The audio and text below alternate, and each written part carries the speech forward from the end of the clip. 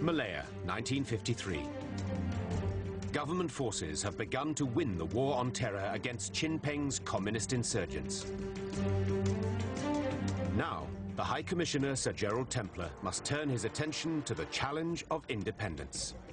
But to move forward on the political front, the British must prove that they at last have made Malaya safe.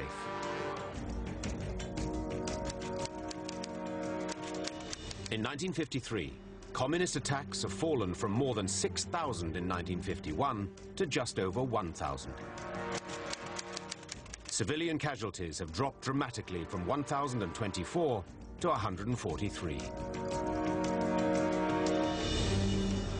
Reassured by these impressive results, Templar announces the creation of so-called white areas, starting in a district in Malacca where British troops have successfully cleared communist insurgents. In these white areas, ordinary Malayans are liberated from food restrictions and curfews. It is a calculated risk, but one that Templar believes is well worth taking. The districts neighboring the white area will see what's happening and say, hey, we want that too. So let's cooperate with government.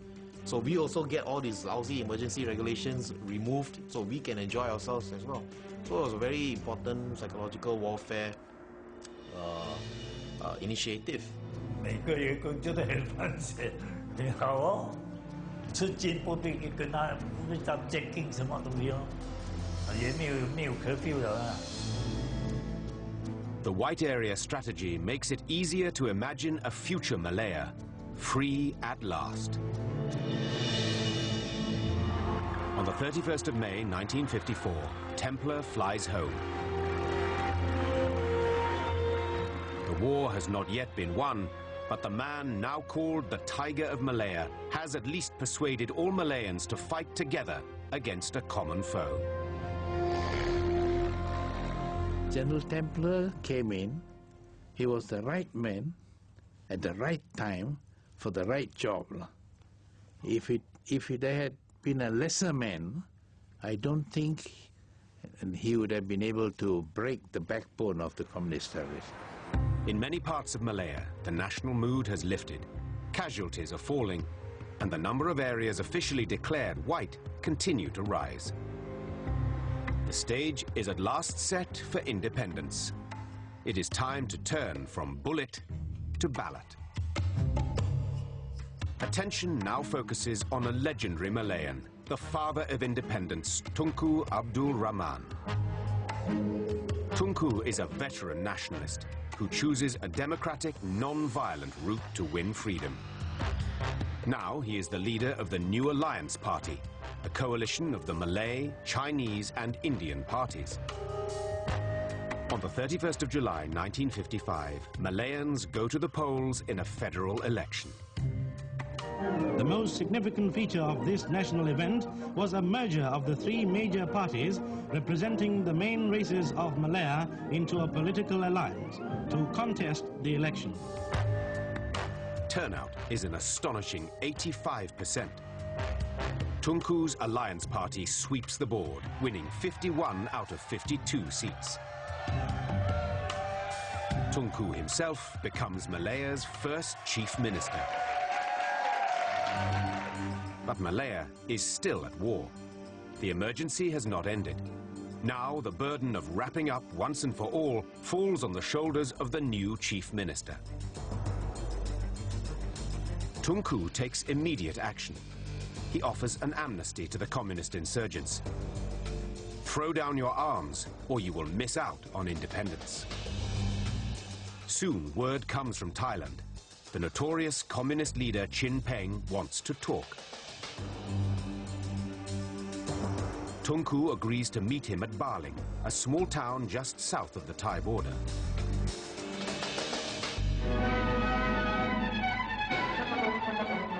Hopes ran high, not only among the Baling townsfolk, but among all the people of Malaya, that by some miracle the communists would repent of the evil they had done and surrender for the good of the country. All necks craned for a glimpse of the #1 terrorist.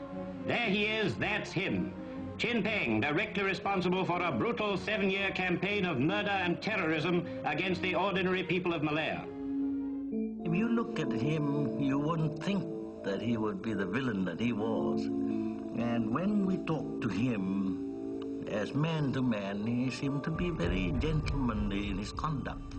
And so we had one whole day talking to one another on the terms.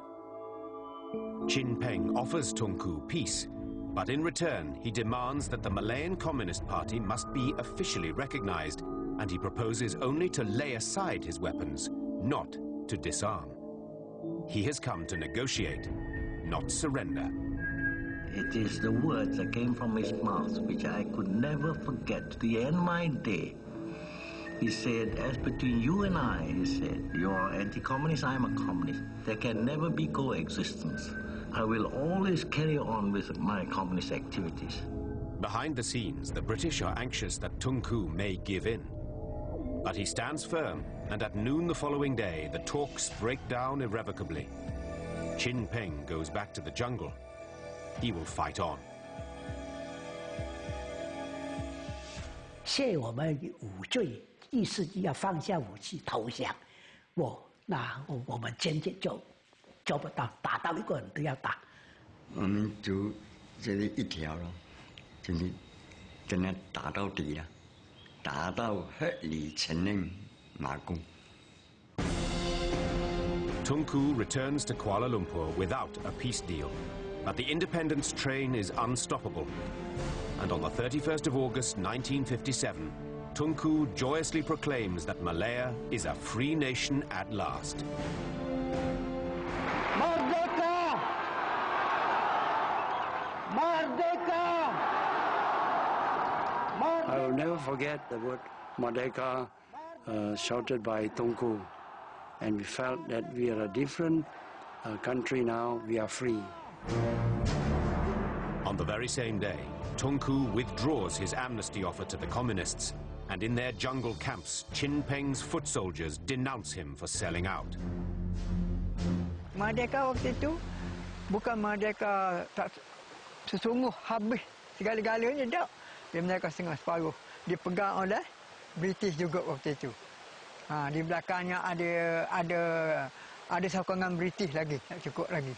Tunku already achieved the independence, so what are you guys still doing, you know? What are you still fighting for? You are going against the Malayan nation. Then when we got independent, they still fight us.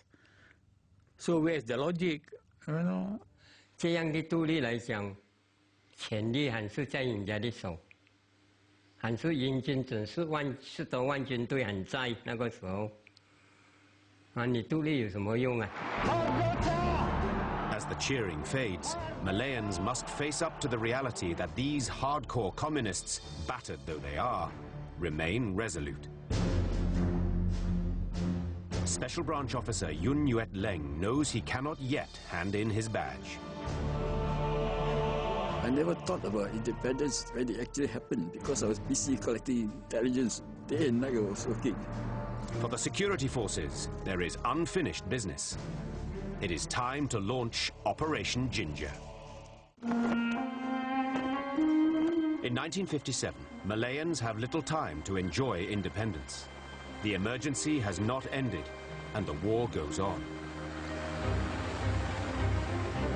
So, in January 1958, the new Malayan government unleash what they hope will be the final offensive to break the communists for good and track down the man who murdered High Commissioner Sir Henry Gurney. It is called Operation Ginger, and it will make use of the black arts of secrecy and deception, codenamed Q-Ops. Special branch officers will masquerade as communist insurgents to penetrate the last jungle camps.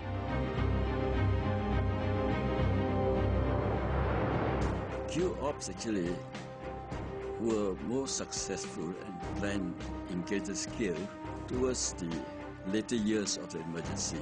We knew so much about communist organization. Almost everything about the leaders, the way he lived, his friends, the way he walks, the way he talks, that we could impersonate. There was a lot of risk, no doubt, but they were all calculated risks. Top of the list for the Q-Ops men is Siu Ma, the communist who led the team that killed Sir Henry Gurney, the High Commissioner. They have narrowed the hunt to an area near Ipoh. But Siu Ma has slipped through the special branch net countless times. Then his luck runs out. One of his bodyguards spots a pamphlet offering a reward for his boss, dead or alive. One of the bodyguards came down the hill on the pretext of getting supplies for the three of them. So he came to special branch in Ipoh. Two bodyguards had planned to kill him for a long time, but they were not sure what would be their fate if they killed him. Disguised as a rubber tapper, Leong grabs a bicycle and heads into the jungle with the bodyguard. A second bodyguard is waiting in the camp with Siu Ma. At the foot of the hill, I rang the bell, and then the guy on top shot him.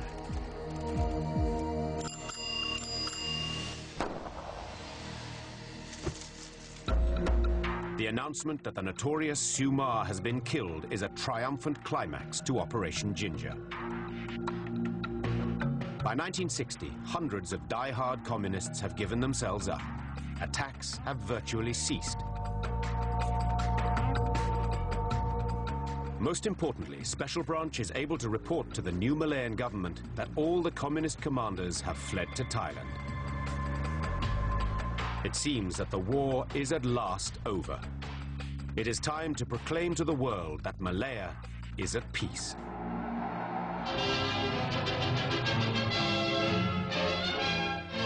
Victory Day dawns bright and clear.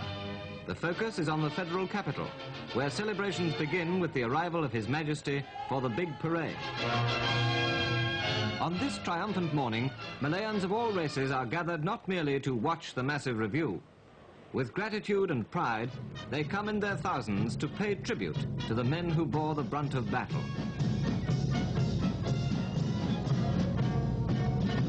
The price of winning Malaya's war on terror was a high one, and it was paid in blood. By the end of the 12-year-long undeclared war, at least 11,000 people had been killed. Jubilation was inevitably mixed with regret. You cannot erase this overnight, you see. So many of all these incidents are deep down in my mind. And for me to be happily saying, oh, it's all over, let's forget, and forgive and forget, no.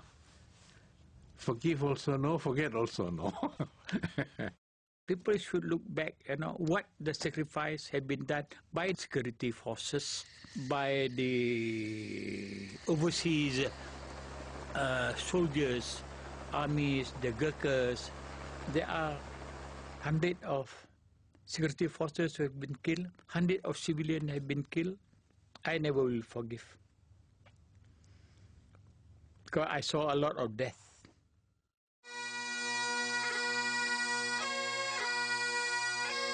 And 50 years later, this sense of loss has still not diminished.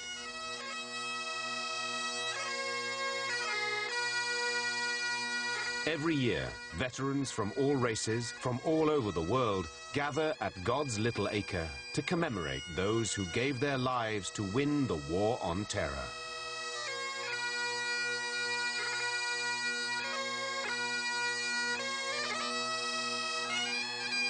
During the emergency, I did everything I did the way I did, taking all the risks and everything, because I believed that there was no solution except to form a multiracial nation. The communist rebels failed to stop Malaya developing into a vibrant and wealthy independent nation, one of the tiger economies of Asia. Today, Malaysia remains a diverse and challenging society. But the harsh experience of the emergency, the undeclared war, provided an education in putting differences aside and working together in pursuit of a common goal. The emergency was the crucible of freedom.